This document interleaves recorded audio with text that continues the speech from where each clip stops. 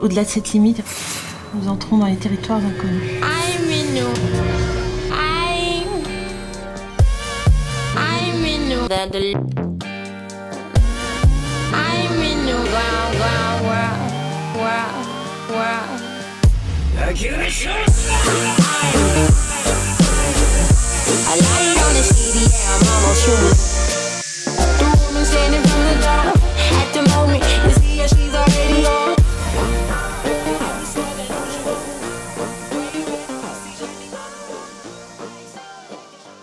Bonjour à tous, merci de regarder Focus Magazine, le magazine du festival Premier Plan, un rendez-vous quotidien, mais préparé par qui, Mathieu ?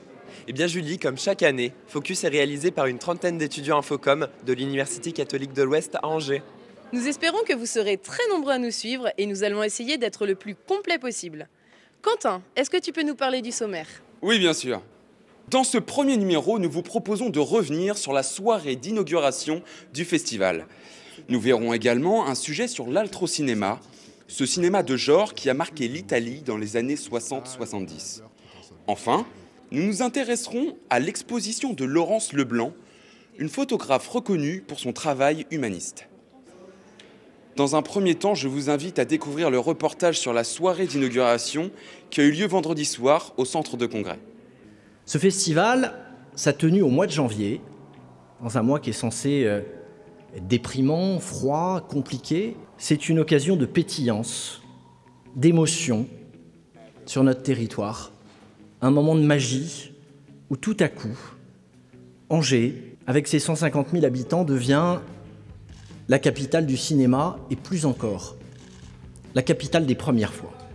Nous savons les difficultés dans lesquelles se trouvent les différents pays d'Europe et même l'idée européenne. Donc il est important qu'un festival comme celui-ci en rappelle l'enjeu, en rappelle l'importance, montre que cette aventure est vivante. Elle est vivante à travers ces jeunes cinéastes qui sont chaque année présentés au Festival d'Angers et qui témoignent à la fois de la diversité de ces cinématographies, de leur pays, mais aussi de la force que représente la culture européenne.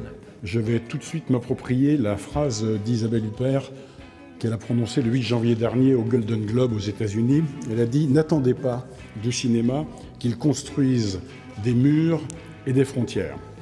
Vous allez faire le plein de découvertes, mettre des visages sur des noms encore inconnus, entendre des dizaines de langues, suivre des histoires inattendues, sans priori ni préjugés. Bref, partir à l'aventure. » Olivier Gourmet. Bienvenue. Merci, c'est émouvant. C'est bon.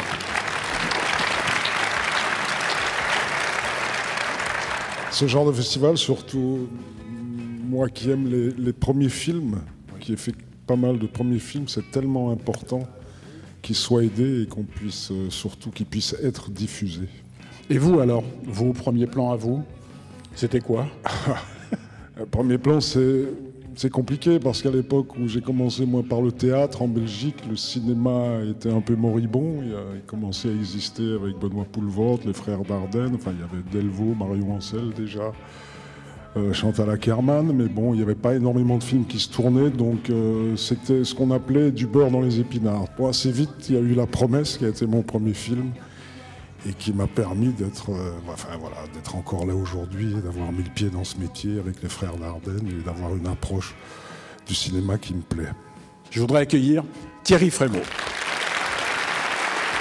Le mode festivalier, le fait qu'on se retrouve ici ce soir pour une semaine, pour 10 jours, est un mode qui convient bien à ce qu'est le cinéma, c'est-à-dire une célébration, une fête. Voilà. Merci Thierry. Merci à vous tous, merci beaucoup. Bonne soirée à tous, merci.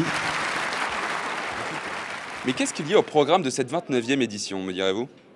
Eh bien, on rejoint Léonie qui nous en fait le compte-rendu. Cette année, Jean-Pierre et Luc Dardenne seront présents pour une rétrospective de leur œuvre avec une grande partie de leur équipe. Vous pourrez rencontrer Olivier Gourmet, Déborah François, Émilie Dequesne et peut-être même Adèle Haenel. L'acteur, réalisateur et chanteur Lambert Wilson préside le jury des longs métrages. Il viendra présenter un hommage à Jean-Claude Brialy en compagnie de Dominique Besnehard. Le Théâtre du Quai accueillera Emmanuel DeVos pour son rôle dans Bella Figura de Yasmina Reza. À l'occasion, le festival projettera plusieurs de ses films. Why did you come here today? Honestly, don't know. Plus que jamais, le thème du pouvoir est au centre de l'actualité. Le festival l'abordera à travers le cinéma de Chaplin jusqu'à l'exercice de l'État. J'ai la faiblesse de penser que nous avons bien travaillé. Costa Gavras, Pierre Scholler et Jérôme Clément participeront à la table ronde du 25 janvier. Vous aimez les westerns, les péplums ou les polars? L'Altrocinéma vous permettra de redécouvrir le cinéma bis italien des années 60. Pour cette 29e édition, le festival Premier Plan ouvre ses portes à l'ère numérique avec la diffusion d'œuvres conçues pour le web. Des dispositifs de réalité virtuelle seront mis en place à la Collégiale Saint-Martin afin de proposer de nouvelles expériences cinématographiques. Ce festival, c'est aussi l'occasion d'assister à des leçons de cinéma, des lectures de scénarios, des ciné-concerts et des avant-premières. À l'inauguration, ce sera Lumière, l'aventure commence de Thierry Frémaux, délégué général du Festival de Cannes. Rock'n'Roll, le nouveau film du charmant Guillaume Canet, clôturera cette édition. Et maintenant, nous vous proposons de quitter le centre des congrès pour quelques minutes. Partons à la découverte de l'exposition photographique Bulle de silence qui se tient en ce moment à la galerie d'Itivon, à la galerie de la bibliothèque universitaire. Nous allons rencontrer l'artiste Laurence Leblanc.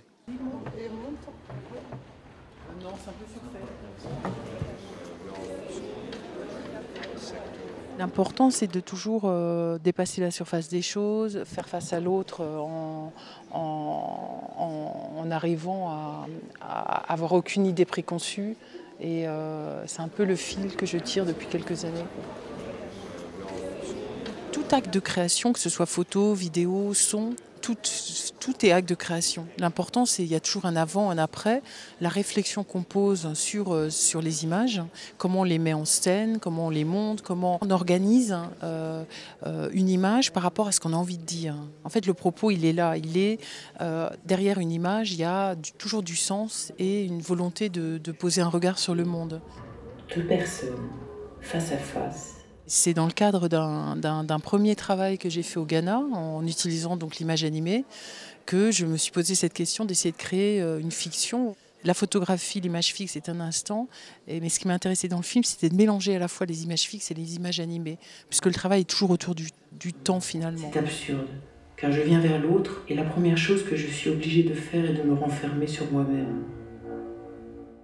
Habitué du tapis rouge au Festival de Cannes, Thierry Frémaux est présent ici à Angers. Il est venu présenter son film en avant-première, Lumière, l'aventure commence. À l'occasion, il animera une séance de signature pour son dernier livre. Le public est venu nombreux rencontrer le délégué général du Festival de Cannes. Son nouvel ouvrage, intitulé Sélection officielle, retrace l'organisation et les coulisses de cet événement mondial. Nous avons eu le privilège de rencontrer Thierry Frémaux qui nous donne son regard sur le Festival Premier Plan. À Angers, il y a des gens qui viennent faire leurs premières armes, puisque c'est un festival aussi de jeunes cinéma, et qu'un jour, on retrouvera peut-être, et j'espère, et c'est déjà arrivé souvent, à Cannes. Donc, c'est le même travail, c'est le même métier, différemment, mais tout aussi utile au cinéma.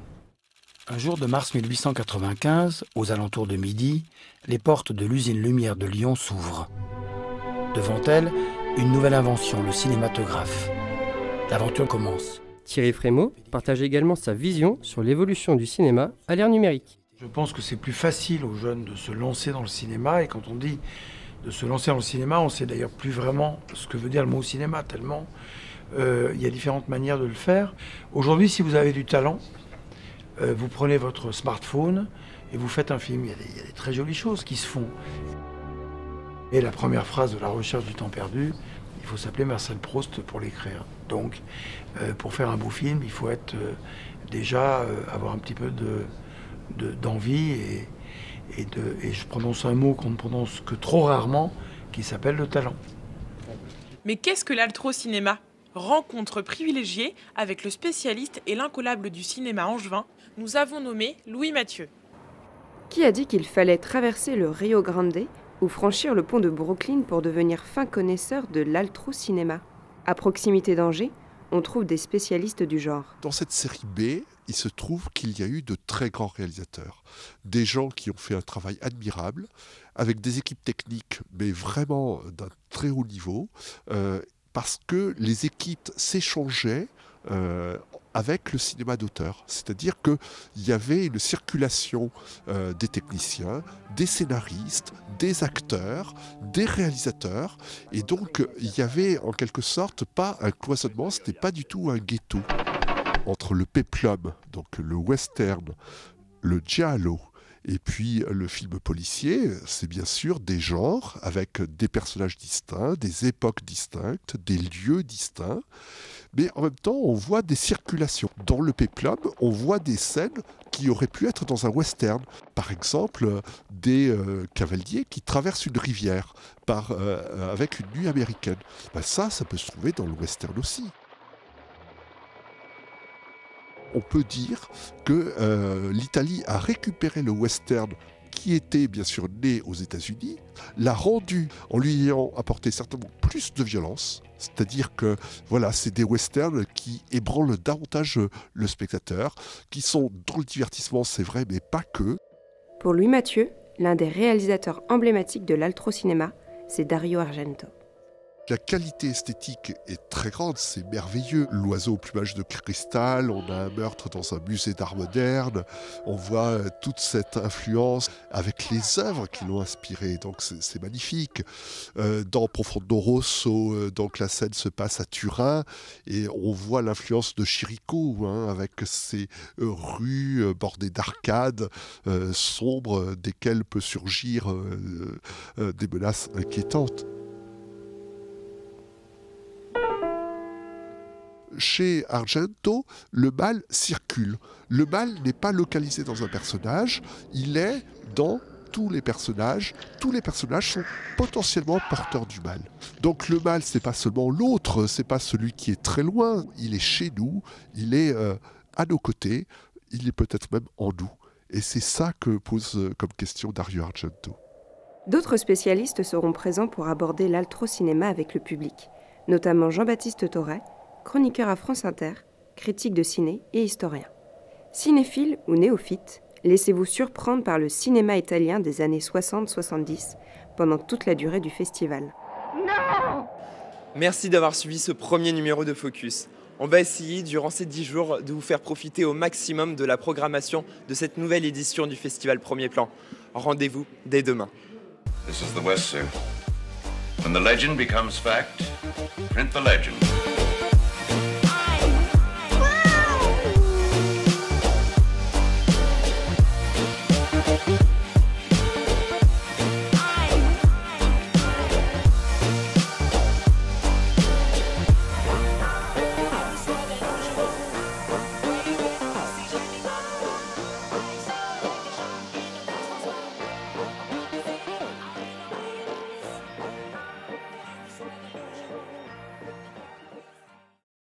J'ai la faiblesse de penser que nous avons bien travaillé.